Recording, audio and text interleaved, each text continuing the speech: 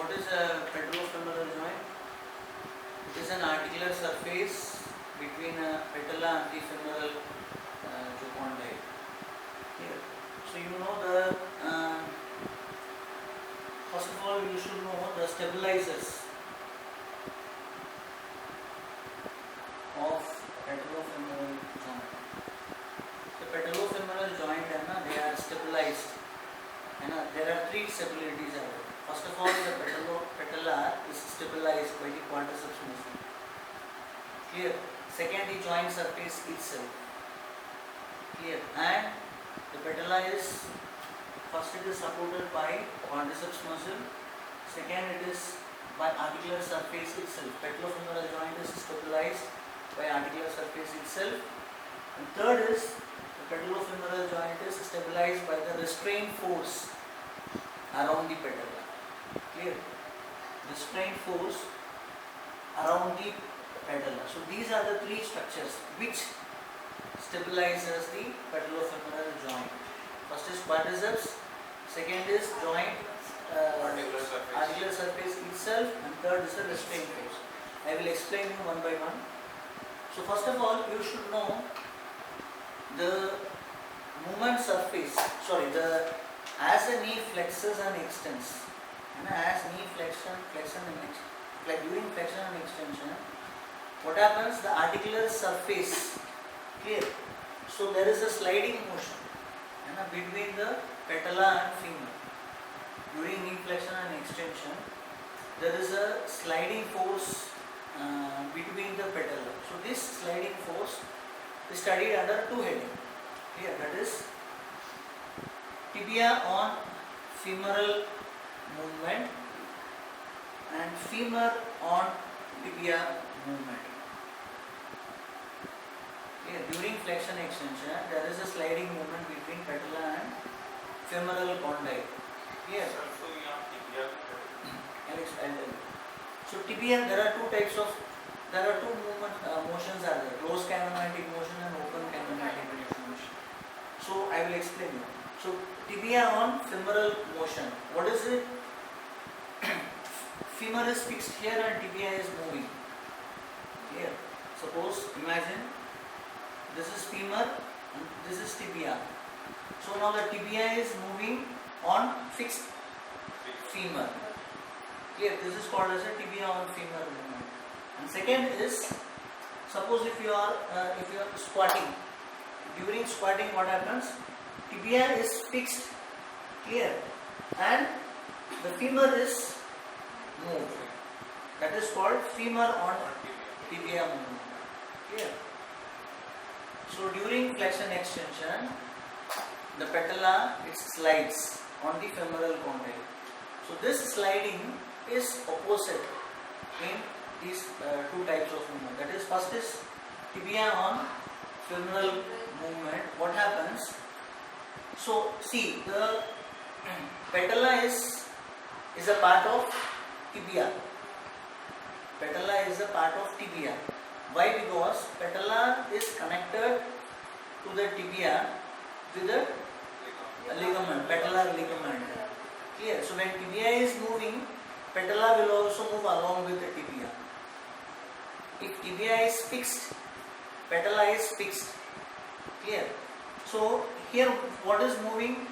Here tibia is moving. Tibia on femoral movement, tibia is moving. So what happens? On the fixed femur, the patellar articular surface, it slides. Clear? On fixed femur, the patellar articular surface, it slides on the femoral condyle. Are you understanding? See, suppose, imagine this is the femur fixed, and the femur is fixed, and this is patella. Clear? So when tibia is moving, see when the tibia is moving, clear? What happened? The patella also move on the femur. Are you clear? When tibia is moving, because patella is a part of tibia, when you extending the knee in open kinematics, and when you extending the knee, the tibia will extend Clear? And patella will slide on femur. Clear? So patella is moving on relatively fixed femur. In tibia on femoral movement. Are you clear? In open, that is, we are studying tibia on femoral movement. Femur is fixed, high sitting position. Femur is fixed, and this is tibia. This is tibia, and patella is articulating in front of femoral condyle. Clear? So what happens when tibia is extending?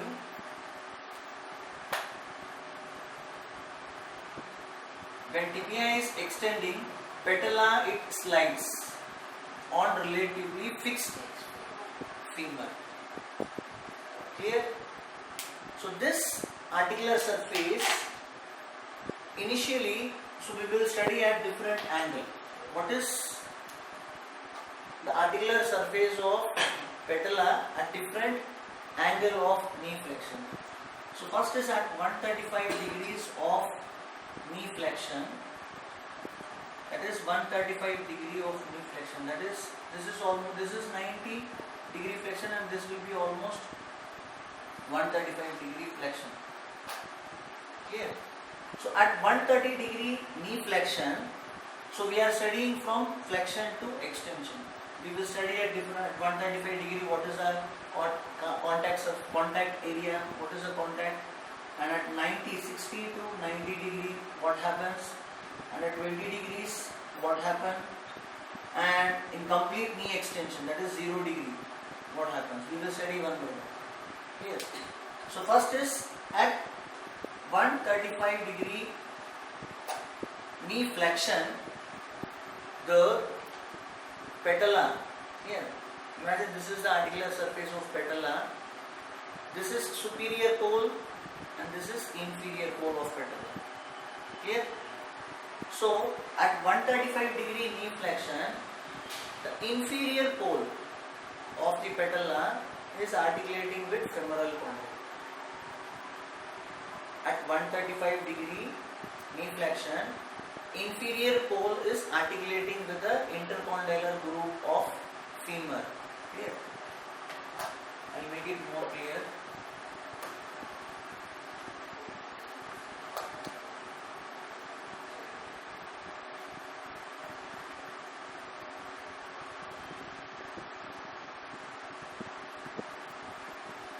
This is what?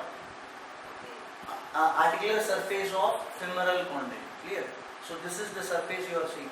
This is femur and this is the surface you are seeing. Clear? And this is lateral. This is medial side. Lateral side, medial side, and so this is the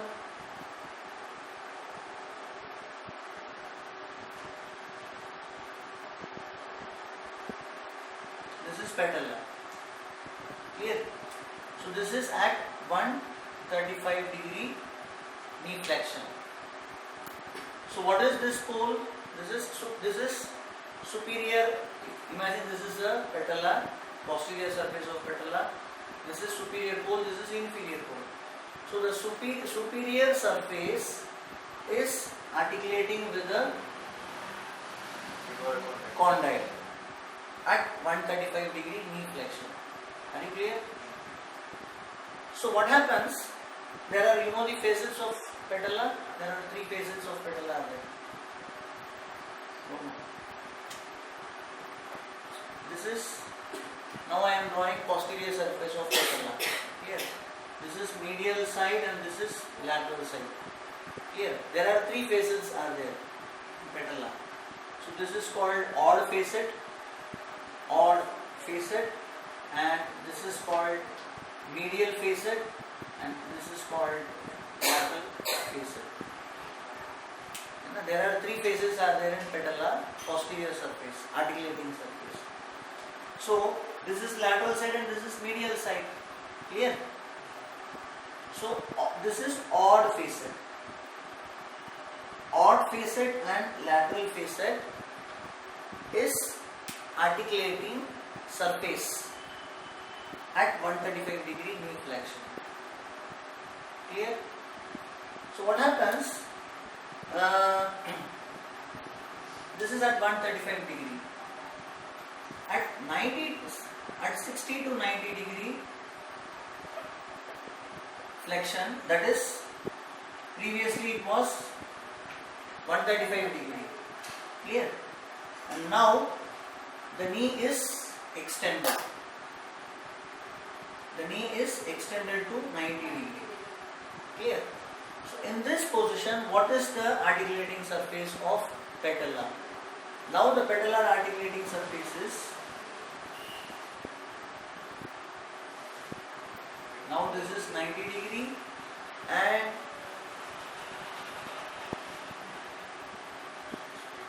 this is 60 degree. Clear? So what happens? At 135 degrees, the superior pole of the patella is articulating with the femur. Clear? As the knee extends, clear, the articulating surface it migrates. Clear? As the knee extends, that is superior to inferior. Patellar articulating surface, initially this was the contact area. As the knee is extending, this would be the contact area. Clear? And as the knee is further extending to 20 degrees, now this will be articulating surface. Clear? And in complete extension, the patella it rests on the intercondylar groove. Are you clear? So here, so the migrating surface, the articulating surface is migrating from superior to inferior on patella. Are you clear? Articulating surface is migrating from superior to inferior. Initially superior surface is articulating at 135 degree, and as the knee extends, the middle portion of the patella is articulating, and as the knee further extends, the inferior pole of the patella is articulating, and complete extension, the patella it rests within the intercondylar groove. Clear? So this is at 20 degree. Clear? This is 20 degree knee flexion. This is the position, and at complete extension, what happens? The patella it rests within the intercondylar groove. Clear? So the contact area, listen, the contact, so what is the contact area? This is the contact area of patella. Clear? At 135 degrees. And this is the contact area at 90 degree, and this is the contact area at 60 degrees, and this is the contact area at 20 degrees. Are you clear? So the contact area it gradually increases from 135 from 90 to 60. At 135 degrees it is very less. Contact area is very less. And 90 degree it is little bit more.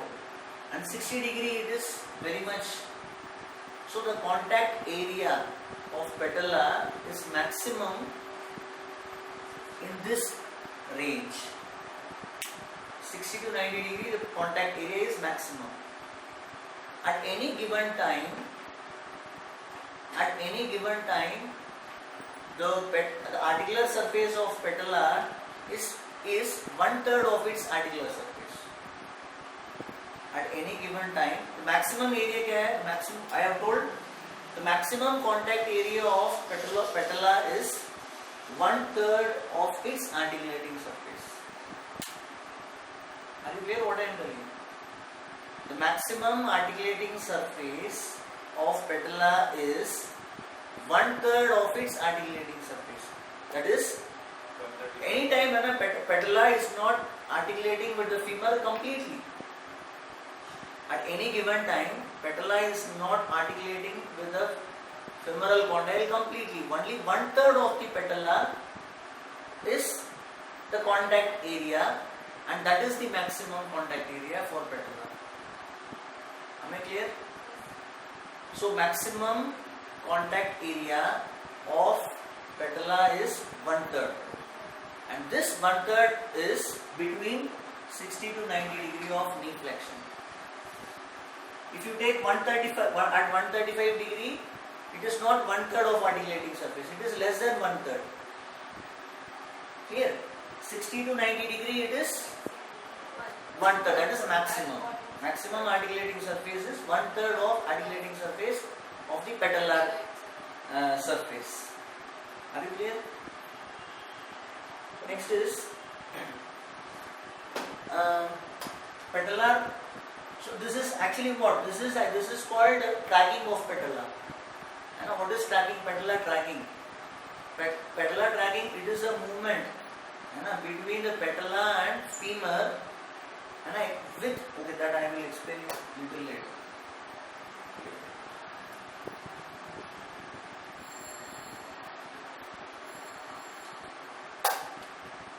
So patellofemoral joint kinetics.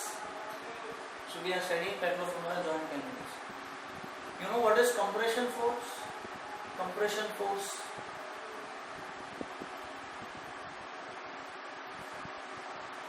The compression force is 1.3 times of body weight in walking.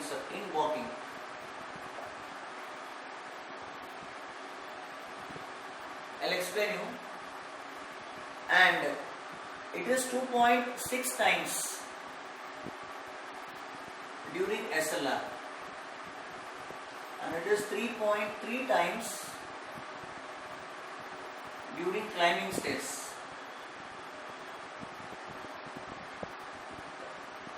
and it is 7.8 times during deep squat.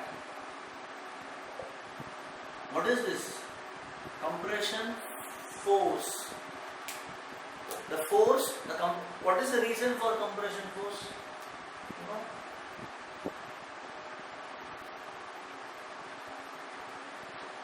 See, the force within the extensor mechanism.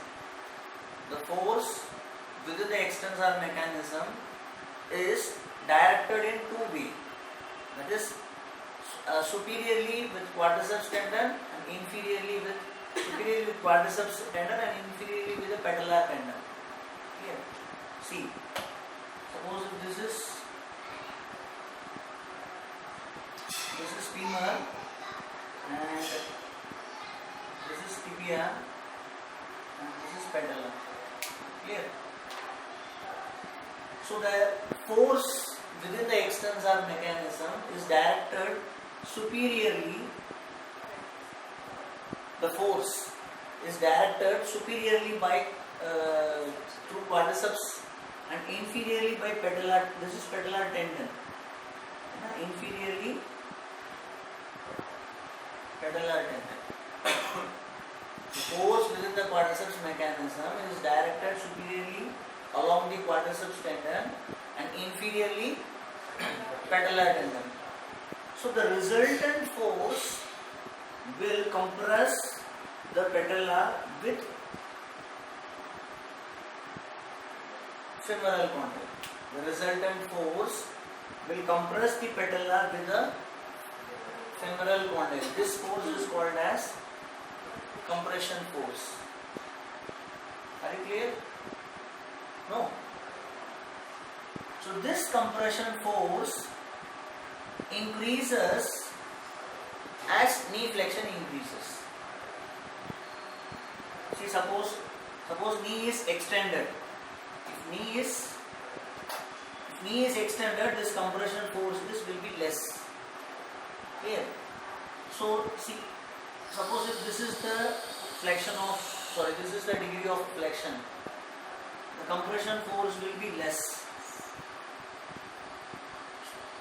If this is the degree of flexion, then compression force will be more. Clear? And if this is the degree of flexion, compression force will be further more. So this compression force, that is compression forces between patella and femoral condyle, increases as flexion increases. In extension it is less, in flexion, further flexion it is increasing, and in further flexion it is more increased. Clear? So this compression force, these are the compression force in different activities. Are you clear? Compression force is 1.3 times of body weight in normal body. Clear? And this compression force is 2.6 times in simple SLR, straight leg raising, and 3.3 times when you climb the stairs, and 7.8 times of the body weight is the compression force in deep squats. Clear? So what is happening? Compression force, it increases. See, we have discussed already, articulating surface increases as knee flexes. Articulating surface, it increases as knee flexes. है ना? So what happens? 20 degree में क्या है? 20 degree में it is less. 20 degree knee flexion it is less. 60, 90 degree it is more. Are you clear what I am telling? So the articulating surface and compression force increases as knee flexion increases. I'll explain you. Articulating surface and compression force increases as knee flexion increases. So this I'll explain you later. Both the compression if the articulating surface, suppose if articulating surface is large, this compression force is dispersed along the larger articular surface. Suppose if the articular surface is, suppose if this is articulating surface, I have brought posterior surface of patella. If the articulating surface is maximum, then the compression force would be distributed in larger area. Clear? If the articular surface is minimum, the same compression force would damage the articular cartilage. Are you clear? So articular surface should be maximum for the compression force to be distributed in the larger area. So if the articular surface is reduced, then what will happen? The compression force will damage the articular surface. Clear? Which will result in stress-induced articular cartilage degeneration. Stress-induced articular cartilage degeneration will result if articular surface is minimum and compression force is maximum. I think you are clear now. Clear? So to prevent the articular cartilage stress-induced degeneration, the articular surface should be maximum. Clear? So, you know what is optimal tracking? Optimal tracking of patella. What is tracking of patella? What is tracking of patella? Optimal tracking of patella. What is it? Optimal tracking of patella. See, it is defined as a movement between patella and femur. What is, I am telling optimal tracking. What is optimal tracking? It is a movement between patella and femur with maximum articular surface and minimum stress. Articular surface should be maximum during the movement. During the sliding movement, articular surface should be maximum and stress should be minimum. Then the tracking of patella is said to be optimal. Are you clear? The tracking, that is when the patella is sliding on femur, the compression force should be minimum, and the stress should be minimum, and area of contact should be maximum. Then the tracking of patella is said to be optimal tracking. That is, the patella is tracking in an optimal way. Clear? So this optimal tracking, we have discussed optimal tracking already. Clear? What is the articular surface at 135 degree, and what is at 60 and 90 degree, and what is the articular surface at 20 degree? We have discussed already. This is normal tracking. Optimal tracking is defined as the movement between patella and femur, clear, with minimum stress and maximum contact area. Clear? So this optimal tracking is there are two factors which are responsible for optimal tracking. There are two factors which is responsible for this optimal tracking. One is local factor, and second is global factor.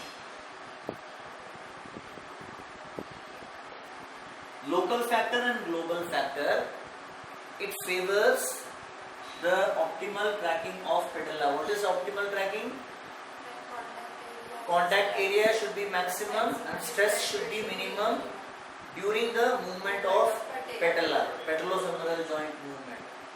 So two factors, it favors the optimal tracking of patella. One is local factor and second is global factor.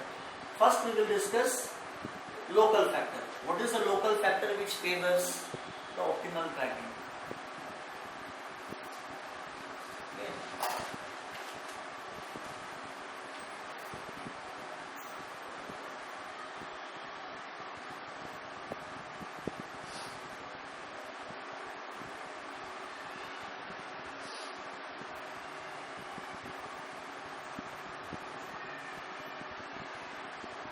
Yes, this is lateral side. Here.